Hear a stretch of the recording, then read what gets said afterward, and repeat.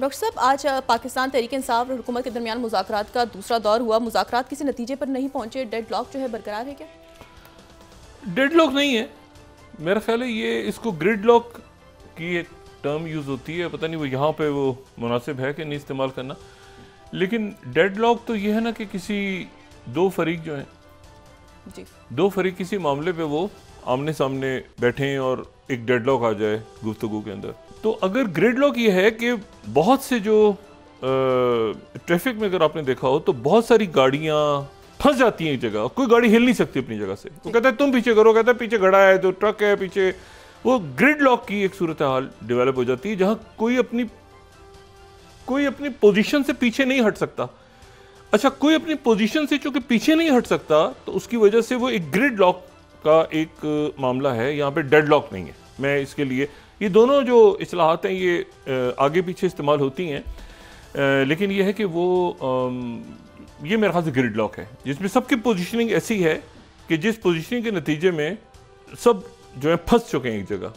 या इसको grid lock को ऐसे समझेंगे जैसे वो 12 सिंगे आते हैं तो 12 सिंगे जो हैं वो टकराते हैं आपस में, या मुख्तलिफ जो भैंसें वो टकराते हैं आके, तो उसके बाद ये होता है कि वो फंस जाते हैं उनके सिंग, और वो सिंग चूंकि आगे नहीं निकल सकते वो पीछे हटते हैं तो दूसरे का सर कटता है इधर से। तो ये ग्रिड लॉक वाली पोजीशन है जिसमें ये सब जो है ये फंस गए। अच्छा, अब मसला ये है इसमें कि ये तो एक ऐसा मंजरनामा क्रिएट है जिसमें कोई मिसाक, कोई आगे मिसाक जमहूरियत, मिसाक मईशत, मिसाक कोई और कोई बात, तो वो तो हमें आगे होती नज़र नहीं आ रही। और इससे अब कैसे निकलना है आने वाले दिनों में ये हमने देखना है, क्योंकि ये बिल्कुल मामला जो है ये ऐसे फंसे हुए हैं कि इसमें बिल्कुल आप समझें कि यानी कोई मुज़ाकरात नहीं, कोई बात नहीं, कोई किसी किस्म की लचक नहीं, कुछ भी नहीं। दोनों तरफ से, ना उस तरफ से कुछ इधर ऑफर हो सकता है ना इधर से कुछ ऑफर हो सकता है। ये ऐसी जगह पे आके मुल्क का निज़ाम खड़ा है। अब ये कैसे इससे निकलते हैं, ये अब आने वाले 2, 4, 5 दिन, हफ्ता, इससे ज़्यादा रियासत मुतहम्मिल नहीं हो सकती इस ग्रिड लॉक की। और आज दोनों फरीकैन जो हैं उनके पास भी कोई ऐसी बात नहीं थी। मिसाल के तौर पे जैसे 26वीं तरमीम के मामले से वो हटे, लेकिन ये कि वो तहरीरी नहीं था। अब तहरीरी जो है वो दोबारा बानी से मुलाकात करेंगे, और जो उनकी तरफ से बात हुई वो भी मुझे नहीं लगा कि कोई वेल प्रिपेयर्ड आई थी तहरीक इंसाफ की टीम, क्योंकि सवाल ये है कि यही बात अगर दोबारा तहरीरी लेकर आएंगे वो, तो फिर इसमें तो हफ्ता ज़ाया हो गया। और तो मसला, अच्छा उनके पास कोई देने के लिए नहीं था, उन्होंने बहाना बना दिया कि जी एक हफ्ते का टाइम हम और लेंगे। तो ये हफ्ता बहुत अहम है, इसमें बड़े इवेंट्स हो रहे हैं, ये इस तरफ से भी इनको बिल्कुल तैयार होकर आना चाहिए था, और आज उस तरफ से भी वो पोजीशन में होता है कि हम कुछ देंगे। तो ऐसा लगता है कि जो भी कुछ हो रहा है वो पस मंज़र में हो रहा है, जो भी कुछ हो रहा है वो पस मंज़र में हो रहा है। वो ग्रिड लॉक ये जो आपको बज़ाहिर यहाँ पे नज़र आ रहा है जो सामने होते हुए मुज़ाकरात में, ये कहीं पीछे भी किसी जगह पे ग्रिड लॉक या डेड लॉक कहीं है जिसकी अलामात आज ज़ाहिर हुई हैं। वरना ये है कि ये एक आध दिन आगे पीछे और हो जाता, इसको 2 की जगह 4 रख लेते, 3 रख लेते तारीखें, तो लगता है कि पस मंज़र में जो मामलात हो रहे हैं वो असल मामलात हो रहे हैं। यहाँ पे जो है वो ना कोई देने के लिए, ना लेने के लिए, ना कोई तहरीर आगे पीछे करके उन्होंने दबाव करके उन्होंने आगे तारीखें डाल दी। लेकिन मैं आपसे जो बात कह रहा हूँ, जो अच्छी खबर है पिछले 24 घंटों में, सबसे अच्छी बात वो एक तो कुरम का माहिदा हुआ है, और उसको एक लॉन्ग टर्म मामलात पे उसको हल करना चाहिए। और वो जो फिर उसका जो हमें इफ़ेक्ट नज़र आया, वो हमें नज़र आया कि कराची जो था वो कई दिनों से धरने वहाँ पे शुरू हो गए थे, और वो किसी और रुख की तरफ भी जा सकते थे। कशीदगी एक ऐसी जगह पहुँच गई थी कि खुदा न खास्ता वहाँ पे तसादुम होता तो फिर वो रोका नहीं जाता, रुक नहीं पाता। ये नहीं कि रोका नहीं जाता, रुक ही नहीं पाता। वो ऐसी कोई आग भड़कती खुदा न खास्ता कि वो, ये बहुत अच्छा हुआ कि वहाँ मुआहदा हुआ, और फिर उसके नतीजे में वो धरने ख़त्म हो गए। और इसे कतई नज़र के लोग कितने परेशान हैं, वो एक दफ़ा मामला लोग परेशान हैं, सड़कें बंद हैं, नहीं, ये जो मामला थे ये किसी और रुख पे जा सकते थे। तो ये बहुत अच्छा हुआ पहले 24 घंटों में कि वो जो कुरम का मुआहदा हुआ और कराची के धरने ख़त्म हुए। अब ये जो ग्रिड लॉक है, डेड लॉक है, इसमें कौन सा मिसाक जमहूरियत, मतलब कौन सी जमहूरियत बताए ना, कौन सी जमहूरियत? ये कोई जमहूरियत है जिसको मिसाक होगा, या ये कोई मिसाक मईशत पे? कैसी मईशत? मैं बार बार ही बात कहता हूँ कि मुल्क की मईशत उस वक्त तक ठीक नहीं हो सकती जब तक अकाउंटेबिलिटी ना हो, और जब तक कुआं जो है उसमें से पानी के डोल निकाले जाते रहें और करप्ट जो एलिमेंट्स हैं वो कुएं में पड़े रहें, और किसी ना देखिए, मैं फिर वही बात कि पॉलिटिकल विच हंटिंग को छोड़ के कहीं ना कहीं अकाउंटेबिलिटी तो होती है ना, कि भाई ये मुल्क है तो इसमें क्या चोरी चकारी करप्शन क्या कुछ हो रहा है इस मुल्क में, जिसकी वजह से लोग बदल हैं, और लोग कहीं अद्वियात में हो रहा है, कहीं हर शोबे के अंदर, क्योंकि लीगलाइज हुई हुई है करप्शन इस अरेंजमेंट के तहत। तो इससे हमें निकलना है। तो वो कैसे निकलते हैं वो मेरा ख्याल है कि अगर ये खुद फैसला नहीं करेंगे तो खुद फैसला करेगा, और जल्दी करेगा। अच्छा जी, क्योंकि मुल्क फंसा हुआ है ना पूरा, ये तारीख वो तारीख, उस तारीख को बेंच बैठेगा, उस तारीख को ये करेगा, नहीं ऐसे नहीं, तेजी के साथ इवेंट्स, सब इवेंट्स होंगे तेजी के साथ, और हमें निकलना पड़ेगा बतौर रियासत। दूसरी बात है कि 3 पे दर पे दहशत गर्दी के ये नए बहरान जन्म ले रहे हैं। दहशत गर्दी के 3 वाक़यात पेश आए गुज़रे 72 घंटों में, और वो अमरीकी सरजमीन पे पेश आए। पहला वाक़या तो पेश आया न्यू ऑर्लिन्स में। ये न्यू ऑर्लिन्स जो है, ये लुइसियाना स्टेट जो है, जो बिल्कुल साउथ में अमेरिका के, जिसको डीप साउथ कहते हैं, बिल्कुल वहाँ पे, और जहाँ पे फ्रेंच क्वार्टर जो है, या यहाँ पे जो है ये फ्रांस आया था, और बाद में फ्रांस की तरफ से ये जो इलाके हैं ये बरतानिया को दिए गए थे, ये बरतानिया ने ले लिए थे जंग के बाद। तो बात यह है कि ये बड़ा खूबसूरत, और एक ज़माना ऐसा था कि ये जो न्यू ऑर्लिन्स का शहर है, ये तीसरा चौथा बड़ा शहर होता था अमेरिका का आबादी के लिहाज से, और बड़ा खूबसूरत शहर है अभी भी। तो वहाँ पर जो है वो एक ट्रक फोर्ड किराए पे लिया उसे एक बंदे ने, उसका नाम शमसुद्दीन जब्बार, 42 साल, और उसने जो है वो जो लोग, जाहिर है नया साल शुरू हुआ है, खुशियाँ मना रहे हैं लोग, और वो सड़क पे लोग जा रहे थे, और तो इसने जो है उनके ऊपर ट्रक चढ़ा दिया।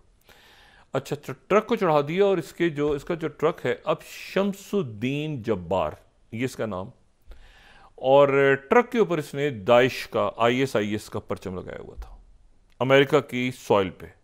वहाँ पे इसने परचम लगाया हुआ था, और उसके बाद इसने 15 लोग उसमें इसने कुचल दिए, बहुत सारे ज़ख्मी हैं, और बहुत बड़ी प्रॉपर टेररिज्म जो कहते हैं, मतलब अफसोसनाक वाक़या। मतलब न्यू ईयर पे जो है ये इसको गोली मार दी मौके पे, लेकिन प्योर टेररिज्म और सैड इंसिडेंट, अनफॉर्चुनेट। अब इसमें जो इशू ये है कि ISIS का परचम लगाया हुआ था, लेकिन अब मामला ये हुआ कि जब इसका बैकग्राउंड चेक हुआ तो पता ये चला कि ये तो अमेरिकन फ़ौज में रहा है, और अमेरिकन फ़ौज में रहा है, और अमेरिका में ही पैदा हुआ है, यानी वहाँ का ही बॉर्न US सिटीज़न है। और अमेरिकन फ़ौज में इसने जो खिदमात सर अंजाम दी हैं, तो 2007 से 2015 तक ये जो है ये ह्यूमन रिसोर्सेज स्पेशलिस्ट और फिर IT स्पेशलिस्ट रहा है फ़ौज के अंदर। और फिर उसके बाद इस दौरान जो है ये फरवरी 2009 से जनवरी 2010 तक अफ़गानिस्तान में रहे। और ये जो है ये बड़ी अजीब सी बात है कि ये वहाँ की फ़ौज में रहे, 42 साल, टेक्सास से इसका ताल्लुक था, फिर ह्यूस्टन में आके ये जो है ये टेक्सास में पैदा हुआ, ह्यूस्टन के अंदर ये ह्यूस्टन में ये अपना रियल इस्टेट का काम कर रहा था, इसका लाइसेंस एक्सपायर हो गया था, लेकिन इसका जो भाई है उसका नाम अब्दुल जब्बार है, गालिबन 24 साल, उसने ये कहा है कि जी मुझे तो नहीं पता था कि इसका कोई न्यू ऑर्लिन्स जाने का इरादा भी है। बहरहाल ये वहाँ गया, इसने जाके वो ट्रक किराए पे लिया, और किराए पे लेने के बाद इसने न्यू ईयर पे उनको कुचल दिया। इसमें जो इम्पोर्टेंट बात है, 3 बातें इंपॉर्टेंट है। पहली बात तो ये कि ये रेडिकलाइज कब हुआ, ये कब इंतहा पसंद बना, इसके बारे में FBI वहाँ पे इन्वेस्टिगेशंस कर रही है कि ये रेडिकलाइज कब हुआ। ये तो फ़ौज के अंदर था, इसके जो साथ के लोग हैं, वो साथ के लोग इसके कोलीग्स वगैरह हैं, इसके साथ जो काम करते रहे हैं फ़ौज में, वो ये कहते हैं कि जी ये तो बड़ा बैलेंस आदमी था, कभी कोई प्रॉब्लम इसको नज़र नहीं आई, और ये लेकिन ये इसका जो FBI जो इन्वेस्टिगेट कर रही है वो ये कि माली प्रॉब्लम का शिकार था। इम्पॉर्टेंट बात ये है कि ISIS का परचम लगा के इसने वहाँ पर ये दहशत गर्दी की कार्रवाई की, और ये अमेरिकन बॉर्न US सिटीज़न है, यानी ऐसा नहीं है कि HB1 वीज़ा पे आ गया और इमिग्रेंट हो, ग्रीन कार्ड ले, नहीं, वहीं पर ये पैदा हुआ है। अच्छा, जब ये फौज में काम कर रहा था तो दरमियान में किसी जगह पे इसकी कोई एक मिलिट्री बेस ऐसी थी, जो मिलिट्री बेस जो है वो वहाँ पर एक और नौजवान भी इत्तेफाक से एक ही टाइम फ्रेम में वहाँ पे एक और अमेरिकन भी काम, इन्होंने एक जगह पे ये इसकी इनकी दोनों की मुलाकात होती है एक और शख्स से जिसका नाम है मैथ्यू लिवर्सबर्ग। अच्छा, ये जो मैथ्यू लिवर्सबर्ग है, ये जो है ये मैथ्यू लिवर्सबर्गर, ठीक है ना, बर्जर कह लें इसको, BERGER, बर्जर। तो इसकी मुलाकात किसी जगह पे वहाँ पर यानी एक बेस पे ही रहे हैं, लेकिन उसके बाद इनका आपस में क्या कनेक्शन है दूसरे साहब के साथ, इसका वो अभी अपने देखना है।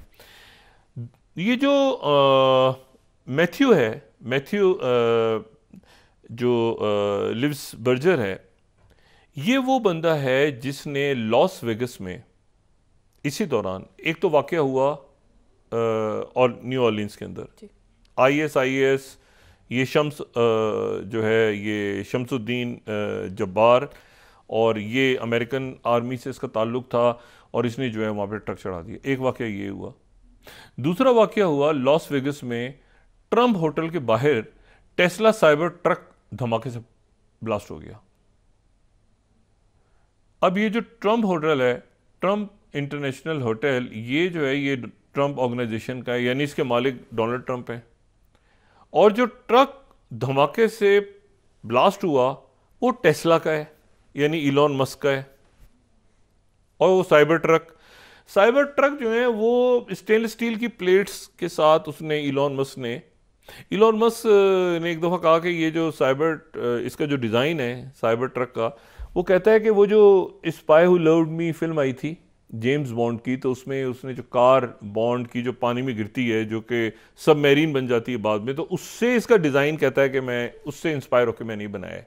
इसका जो डिज़ाइन है ये उस गाड़ी से, अगर लोगों को याद हो कि वो एक गाड़ी जेम्स बॉन्ड की थी जो पानी में गिरती है और सबमरीन बन जाती है, तो उससे इंस्पायर होकर इसने इसका डिज़ाइन बनाया है। इसका जो साइबर ट्रक है, टेस्ला का साइबर ट्रक है, बिल्कुल उसी इसकी डिज़ाइनिंग है, स्टेनलेस स्टील की प्लेट्स हैं और ये सारा। अब ये जो है ये धमाके से फटा, लेकिन उसके नतीजे में ये हुआ कि वहाँ पे ड्राइवर की डेथ हो गई, और ये जो ड्राइवर था यही था, यानी जो मैथ्यू है ये खुद ही गाड़ी ड्राइव कर रहा था, लेकिन इस गाड़ी में जो है वो बहुत सा एक्सप्लोजिव मौजूद था। काफ़ी लोग ज़ख्मी हो गए। इलॉन मस्क कह रहे हैं कि मेरी गाड़ी जो है, आप देखें कि कितनी मजबूत है कि वो धमाके से जितना नुकसान हो सकता था दूसरी गाड़ियों, कोई और गाड़ी होती तो उसमें बहुत नुकसान होता, लेकिन जो साइबर ट्रक ये टेस्ला का यूज़ कर रहा था, इसलिए ये जो है ये इतना नुकसान नहीं हुआ। बहरहाल वो ब्लास्ट हुआ और ब्लास्ट के नतीजे में ये मैथ्यू भी मारा गया, जो कि असल में खुद टेररिज्म करने जा रहा था किसी जगह। ये एक्सप्लोजिव लेके, इम्प्रोवाइज एक्सप्लोजिव डिवाइसेस जो है ये लेके जा रहा था किसी जगह, IEDs। ये भी फौज में रहा है, ये भी अमेरिकन आर्मी में रहा है, और इसकी मुलाकात ये किसी इनका जो बैकग्राउंड चेक हो रहा है FBI और जाहिर है कि उनकी सीक्रेट सर्विसेज किसी जगह पे, ये और शम्स जो हैं शम्स जब्बार, वो किसी जगह पे एक अमेरिकन बेस पे एक साथ भी रहे हैं, लेकिन इनका इसके अलावा कोई राब्ता नज़र नहीं आ रहा अभी तक। लेकिन कोई लिंक है भी नहीं भी है, क्या मामला है। तीसरा इंसिडेंट हुआ वो क्वींस में, न्यूयॉर्क के बाद, वो क्लब के अंदर वो कोई गैंग वगैरह है, उसने घुस की गोलियां चलाई, वो 10-12 लोग ज़ख्मी हो गए, उसमें ज़्यादा ख़वातीन हैं कुछ। लेकिन ये है कि वो बहरहाल उधर वो मेरे ख्याल से उसमें गैंग्स इन्वॉल्व हैं या टेररिज्म है, अभी तक उसको क्लैरिटी नहीं आई। ये 3 वाक़यात लेकिन 24 घंटों में हुए हैं। अब इसकी सिग्निफिकेंस आप देखें, एक वाक़या ऐसा है जिसमें एक शख्स है जो कि, पहली बात तो ये कि दोनों अमेरिकन आर्मी में रहे। एक मैसेज क्या जा रहा है कि एक ने लगाया हुआ ISIS का झंडा, और वो जो है वो ISIS का लगा के, और वो अमेरिकन आर्मी में रहा है, अफगानिस्तान में रहा है, उनका IT एक्सपर्ट रहा है उनके। अच्छा, ये दूसरा जो है ये उनके इंटेलिजेंस में रहा है, यानी ये मेरीज नहीं है, स्पेशल फोर्सेस के मेरीज नहीं है, वो जो बैकएंड में बैठ के काम करते हैं ना, जिसमें इंटेलिजेंस और आगे पीछे वो सारा, तो मैथ्यू भी वो काम करता रहा पीछे। ये लड़ने वाले लोग नहीं है, ये वो हैं जो टेक्निकल, कम्युनिकेशन, इंटेलिजेंस, एनालिसिस, ये वो लोग हैं। अब वो भी फौज में रहा है, ये भी फौज में रहा है, दोनों वहां पैदा हुए अमेरिका में। एक सिंबल ये दिखा रहा है कि मैं रेडिकल हूं, रेडिकलाइज हो गया, कब हुआ है, कैसे हुआ है, किसी को नहीं पता। और उसने जनाब दाइश का परचम लगाया हुआ है और वो वहां पे घुस गया और उसने कुचल दिए लोग, इनोसेंट जो आम सफर कर रहे थे।